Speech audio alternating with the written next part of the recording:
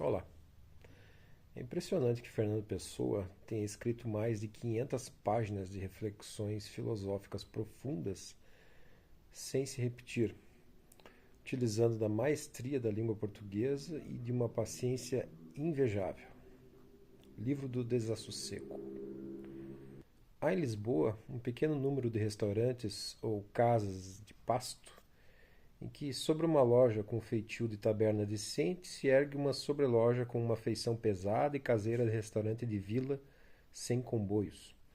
Nessas sobrelojas, salvo ao domingo pouco frequentadas, é frequente encontrarem-se tipos curiosos, caras sem interesse, uma série de apartes na vida.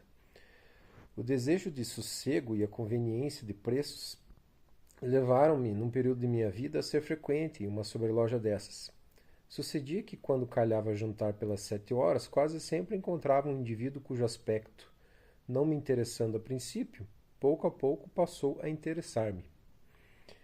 Era um homem que aparentava 30 anos, magro, mais alto que baixo, curvado exageradamente quando sentado, mas menos quando de pé, vestido com um certo desleixo, não inteiramente desleixado. Na face pálida e sem interesse de feições, um ar de sofrimento não acrescentava interesse, e era difícil definir que espécie de sofrimento esse ar indicava. Parecia indicar vários, privações, angústias e aquele sofrimento que nasce da indiferença, que provém de ter sofrido muito. Jantava sempre pouco e acabava fumando tabaco de onça. Reparava extraordinariamente para as pessoas que estavam não suspeitosamente, mas com um interesse especial. Mas não as observava como que perscrutando-as, mas como que interessando-se por elas sem querer fixar-lhes as feições ou detalhar-lhes as manifestações de feitio. Foi esse traço curioso que primeiro me deu interesse por ele. Passei a vê-lo melhor. Verifiquei que um certo ar de inteligência animava de certo modo incerto as suas feições, mas o abatimento, a estagnação da angústia fria, cobria tão regularmente o seu aspecto que era difícil descortinar outro traço além desse. Soube, incidentalmente, por um criado do restaurante, que era empregado do comércio, em uma casa ali perto. Um dia houve um acontecimento na rua, por baixo das janelas, uma cena de pugilato entre dois indivíduos. Os que estavam na sobreloja correram às janelas, e eu também. E também um indivíduo de quem falo. Troquei com ele uma frase casual e ele respondeu no mesmo tom. A sua voz era baixa e trêmula, como uma das criaturas que não esperam nada, porque é perfeitamente inútil esperar. Mas era porventura absurdo dar esse relevo ao meu colega vespertino de restaurante. Não sei por que passamos a cumprimentar-nos desde esse dia. Um dia qualquer, que nos aproximara talvez da circunstância absurda de coincidir virmos ambos jantar às 9h30. Entramos em uma conversa casual. A certa altura ele perguntou-me se eu escrevia. Respondi que sim. Falei-lhe da revista Orfeu, que havia pouco aparecera. Ele elogiou-a bastante, e eu então pasmei deveras. Permiti-me observar-lhe que estranhava, porque a arte dos que escrevem Orfeu só é ser para poucos. Ele disse-me que talvez fosse dos poucos. De resto, acrescentou essa arte, não lhe trouxera propriamente novidade, e timidamente observou que, não tendo para onde ir, nem que fazer, nem amigos que visitasse, nem interesse em ler livros, só lhe ia gastar as suas noites, no seu quarto alugado, escrevendo também. Ele mobilara, é impossível que não fosse à custa de algumas coisas essenciais, com um certo e aproximado luxo, os seus 2 quartos. Cuidar especialmente das cadeiras, de braços, fundas, moles, dos reposteiros e dos tapetes. Dizia ele que assim se criara um interior para manter a dignidade do tédio. No quarto, à moderna, o tédio torna-se desconforto, mágoa física. Nada o obrigara nunca a fazer nada. Em criança passara isoladamente. Acontece que nunca passou por nenhum agrupamento, nunca frequentara um curso, não pertencera nunca a uma multidão. Dera-se com ele o curioso fenômeno que com tantos, quem sabe, vendo bem, se com todos, se dá, as circunstâncias ocasionais da vida se terem talhado a imagem e semelhança da direção dos seus instintos, de inércia a todos e de afastamento. Nunca teve de se defrontar com as exigências do Estado ou da sociedade. As próprias exigências dos seus instintos ele se furtou. Nada o aproximou nunca, nem de amigos, nem de amantes. Foi o único que de alguma maneira estive na intimidade dele. Mas, apesar de ter vivido sempre com uma falsa personalidade sua, e de suspeitar que nunca ele me teve realmente por amigo, percebi sempre que ele alguém havia de chamar a si para lhe deixar o livro que deixou. Agrada-me pensar que, ainda que ao princípio isto me doesse, quando o notei, por fim vendo tudo através do único critério digno de um psicólogo, fiquei do mesmo modo amigo dele e dedicado ao fim para que ele me aproximou de si, a publicação deste seu livro. Até nisto é curioso descobri-lo, as circunstâncias, pondo ante ele quem, do meu caráter, lhe pudesse servir, lhe foram favoráveis. Nessas impressões sem nexo nem desejo de nexo, narro indiferentemente a minha autobiografia sem fatos, a minha história sem vida. São as minhas confissões, e se nelas nada digo, é que nada tenho a dizer. Fernando Pessoa, prefácio. Nasci num tempo em que a maioria dos jovens tinham perdido a crença em Deus, pela mesma razão que os seus maiores a tinham tido, sem saber por quê. E então, porque o espírito humano tende naturalmente para criticar, porque sente e não porque pensa, a maioria desses jovens escolheu a humanidade para sucedâneo de Deus. Pertenço, porém, àquela espécie de homens que estão sempre na margem daquilo a que pertencem. Nem veem só a multidão de que são, senão também os grandes espaços que há ao lado. Por isso, nem abandonei Deus tão amplamente como eles, nem aceitei nunca a humanidade. Considerei que Deus, sendo improvável, poderia ser, podendo, pois, dever ser adorado. Mas que a humanidade, sendo uma mera ideia biológica e não significando mais que a espécie animal humana, não era mais digna de adoração do que qualquer outra espécie animal. Esse culto da humanidade, com seus ritos de liberdade e igualdade, pareceu-me sempre uma revivência dos cultos antigos, em que animais eram como deuses, ou os deuses tinham cabeças de animais. Pedi tão pouco à vida, e esse mesmo pouco a vida me negou, uma réstia de parte do sol, um campo, um bocado de sossego com um bocado de pão. Não me pesar muito o conhecer que existo, e não exigir nada dos outros, nem exigirem eles nada de mim. Isso mesmo me foi negado, como quem nega a esmola não por falta de boa alma, mas para não ter que desabotoar o casaco. Escrevo, triste, no meu quarto quieto, sozinho como sempre tenho sido, sozinho como sempre serei. E penso se a minha voz, aparentemente tão pouca coisa, não encarna a substância de milhares de vozes, a fome de dizerem-se de milhares de vidas, a paciência de milhões de almas submissas como a minha ao destino cotidiano, ao sonho inútil, à esperança sem vestígios. Nesse momento, meu coração pulsa mais alto que pela minha consciência dele. Vivo mais porque vivo maior. Sinto na minha pessoa uma força religiosa, uma espécie de oração, uma semelhança de clamor, mas a reação contra mim desce-me da inteligência. Vejo-me no quarto andar, alto da Rua dos Douradores, assisto-me com sono. Olho sobre o papel meio escrito a vida vã, sem beleza e o cigarro barato, que a expender estendo sobre o mata-borrão velho. Aqui eu, nesse quarto andar, a interpelar a vida, a dizer o que as almas sentem, a fazer prosa, como os gênios e os célebres. Aqui eu assim. Saber que será má a obra que se não fará nunca. Pior, porém, será a que nunca se fizer. Aquela que se faz, ao menos, fica feita. Será pobre, mas existe, como a planta mesquinha no vaso único da minha vizinha aleijada. Essa planta é a alegria dela, e também por vezes a minha. O que escrevo, e que reconheço mal, pode também dar uns momentos de distração de pior a um outro espírito magoado ou triste. Tanto me basta, ou me não basta, mas serve de alguma maneira e assim é toda a vida. Um tédio que inclui a antecipação só de mais tédio. A pena já, de amanhã ter pena de ter tido pena hoje. Grandes emaranhamentos sem utilidade nem verdade. Grandes emaranhamentos. Onde, encolhido num banco de espera de estação, apeadeiro, o meu desprezo dorme e entra no gabão do meu desalento. O mundo de imagens sonhadas de que se compõem por igual o meu conhecimento e a minha vida. E nada me pesa ou em mim dura o escrúpulo da hora presente. Tenho fome da extensão do tempo e quero ser eu sem condições. Uns governam o mundo, outros são o mundo. Entre um milionário americano com bens na Inglaterra ou Suíça e o chefe socialista da aldeia, não há diferença de qualidade, mas apenas de quantidade. Abaixo desses estamos nós, os amorfos, o dramaturgo atabalhoado William Shakespeare, o mestre escola John Milton, o vadio Dante Alighieri, o moço de fretes que me fez ontem o recado, ou o barbeiro que me conta anedotas, o criado que acaba de me fazer a fraternidade de me desejar aquelas melhoras, por eu não ter bebido senão metade do vinho. Invejo a todas as pessoas, ou não serem eu. Como de todos os impossíveis, esse sempre me pareceu o maior de todos.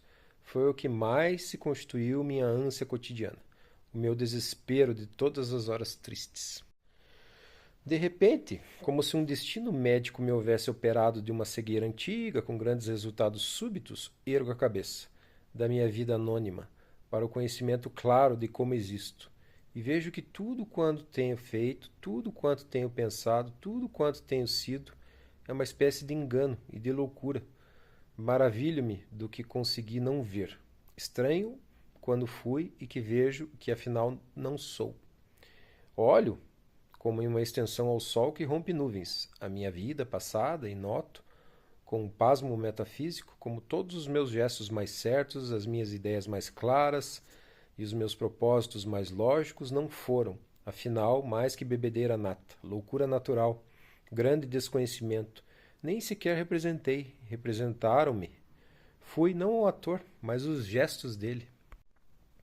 A humanidade tem medo da morte, mas, incertamente, o homem normal bate-se bem em exercício. O homem normal, doente ou velho, raras vezes olha com horror o abismo do nada que ele atribui a esse abismo. Tudo isso é falta de imaginação. Nem há nada menos de quem pensa que supor a morte um sono. Por que o há de ser se a morte se não assemelha ao sono? O essencial do sono é o acordar-se dele, e da morte, supomos, não se acorda. E se a morte se assemelha ao sono, deveremos ter a noção de que se acorda dela. Não é isso, porém, o que o homem normal se figura. Figura para si a morte como um sono de que não se acorda. O que nada quer dizer. A morte, disse, não se assemelha ao sono, pois no sono se está vivo e dormindo. Nem sei como pode alguém assemelhar a morte a qualquer coisa, pois não pode ter experiência dela ou coisa com que a comparar.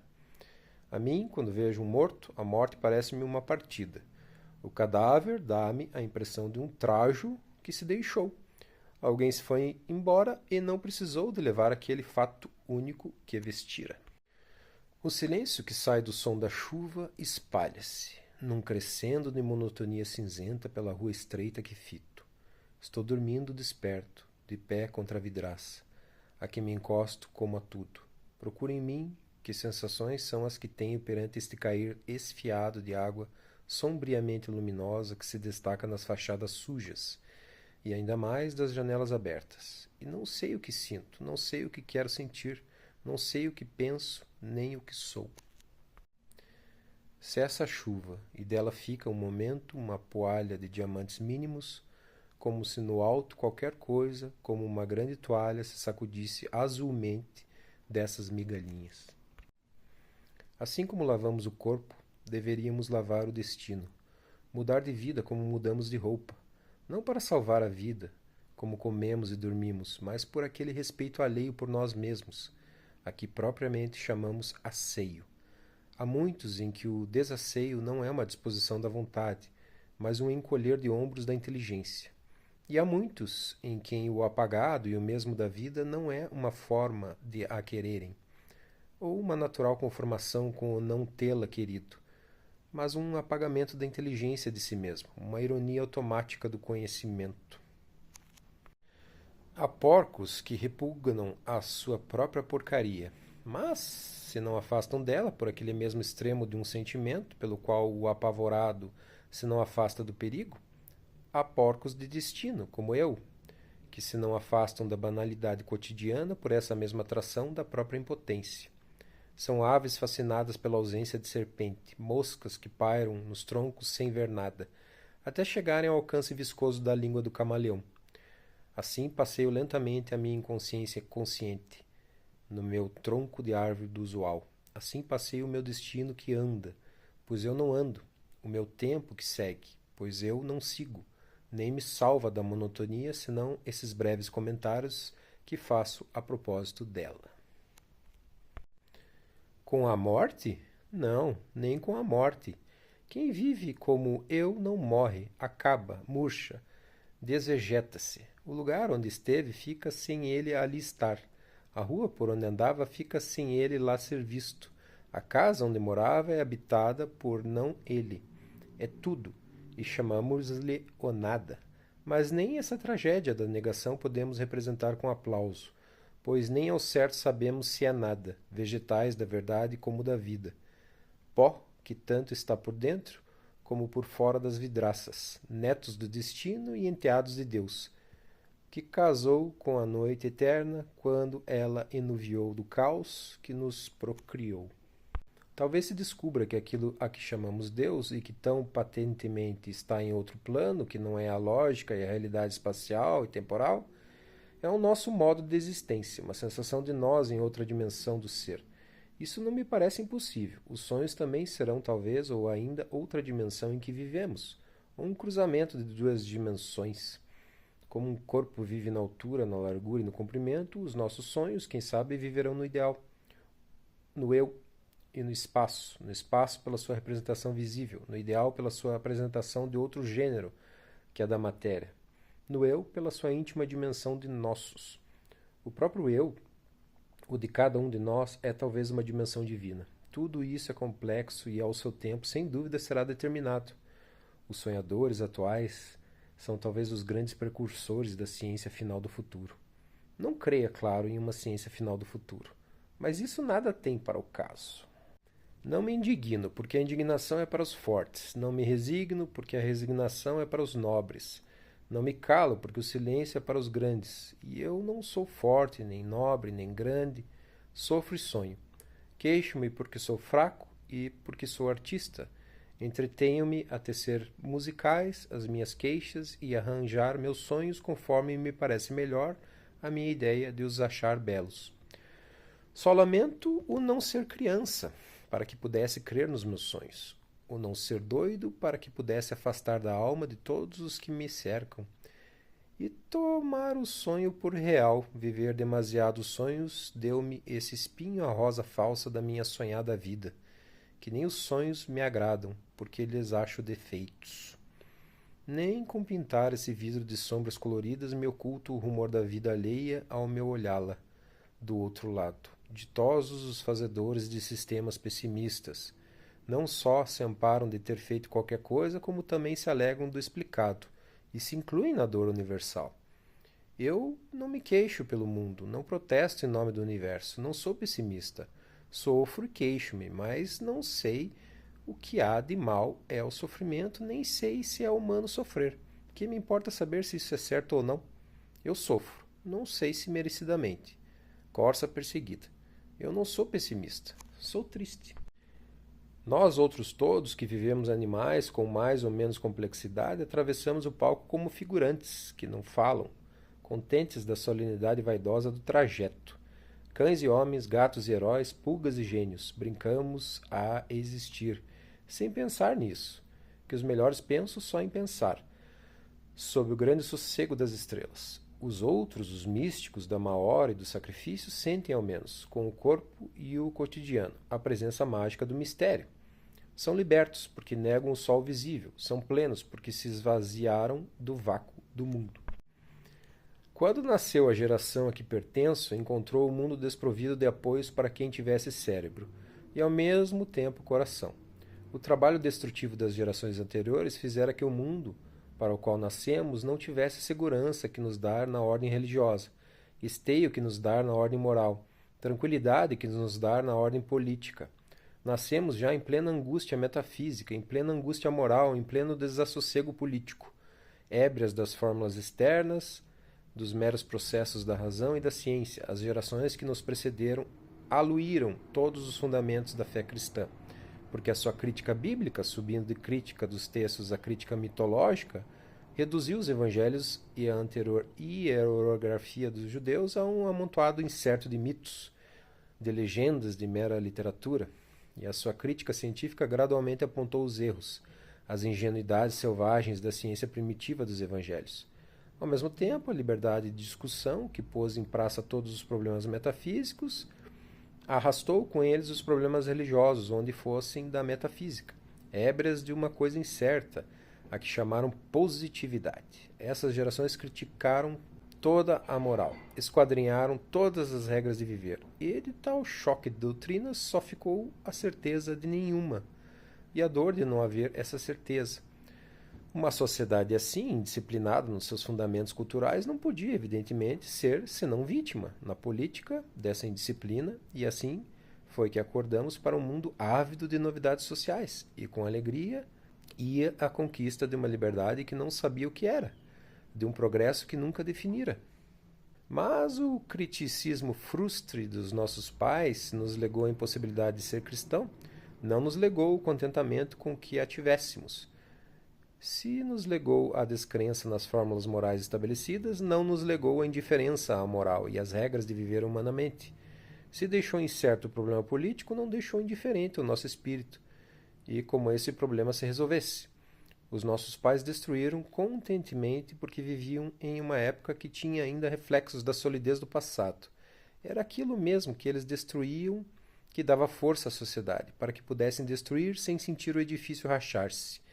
Nós herdamos a destruição e os seus resultados. A vida de hoje, o mundo só pertence aos estúpidos, aos insensíveis e aos agitados. O direito a viver e a triunfar conquista-se hoje quase pelos mesmos processos por que se conquista o internamento num manicômio. A incapacidade de pensar, a amoralidade e a hiperexcitação. A arte é um esquivar-se a agir, ou a viver. A arte é a expressão intelectual da emoção, distinta da vida, que é a expressão volitiva da emoção. O que não temos, ou não usamos, ou não conseguimos, podemos possuí-lo em sonho. E é com esse sonho que fazemos arte. Outras vezes a emoção é a tal ponto forte, embora reduzida à ação, a ação a que se reduziu não a satisfaz. Com a emoção que sobra, que ficou inexpressiva na vida, se forma a obra da arte. Assim, há dois tipos de artista: o que exprime o que não tem e o que exprime o que sobrou do que teve. Se um homem escreve bem só quando está bêbado, dir-lhe-ei: embebede-se. E se ele me disser que o seu fígado sofre com isso, respondo: o que é seu fígado? É uma coisa morta que vive enquanto você vive. E os poemas que escrever vivem sem enquanto. Não sei quantos terão contemplado, com o olhar que merece, uma rua deserta com gente nela. Já este modo de dizer parece querer dizer qualquer outra coisa, e efetivamente a quer dizer.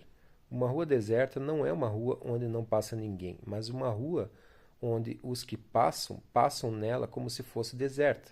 Não há dificuldade em compreender isso desde que se o tenha visto. Uma zebra é impossível para quem não conheça mais que um burro. As sensações ajustam-se dentro de nós a certos graus e tipos da compreensão delas. Há maneiras de entender que têm maneiras de ser entendidas. As tias velhas dos que as tiveram, nos serões a petróleo das casas vagas na província, entretinham a hora em que a criada dorme ao som crescente da chaleira, a fazer paciências com cartas. Tem saudades em mim desse sossego inútil, alguém que se coloca no meu lugar. Vem o chá e o baralho velho amontoa-se regular ao canto da mesa. O guarda-louça enorme escurece a sombra na sala de jantar, apenumbrada. A sua de sono a cara da criada apressada lentamente por acabar. Vejo isso tudo em mim, como uma angústia e uma saudade independentes de ter relação com qualquer coisa. E sem querer ponho-me a considerar qual é o estado de espírito de quem faz paciências com cartas. O homem não deve poder ver a sua própria cara. Isso é o que há de mais terrível. A natureza deu-lhe o dom de não a poder ver, assim como de não poder fitar os seus próprios olhos. Só na água dos rios e dos lagos ele podia fitar seu rosto. E a postura, mesmo que tinha de tomar, era simbólica. Tinha de se curvar, de se baixar para cometer a ignomínia de se ver. O Criador do espelho envenenou a alma humana.